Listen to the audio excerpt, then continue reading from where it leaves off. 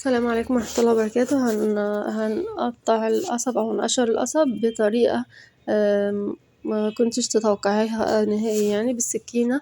بحط السكينة على الحرف كده، على حرف القشرة، يعني القشرة اللي انت هتقشريها تحطها على حرفها زي ما انت شايفة كده.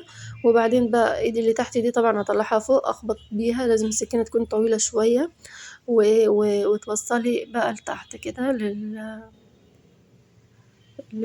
للعود كده من تحت. انا قطعتها كل قصبتين كده، كل قصبتين مع بعض زي ما انت شايفة.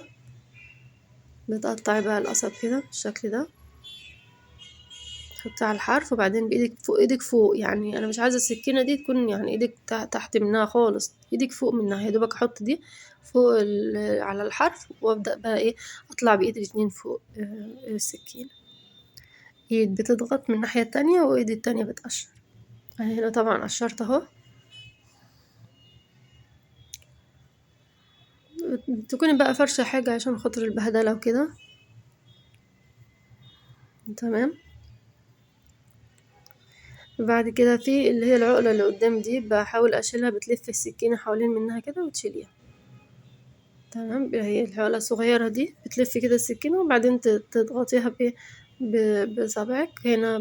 بقسمها بقى 4 شرايح كده، عشان لو في اطفال او كبار برضو بياكلوها. بلف عليها لفات كده، لفة مش ضغطة جامدة، بعدين اعملها اتنين يمين وشمال وبتطلع معايا بالشكل ده.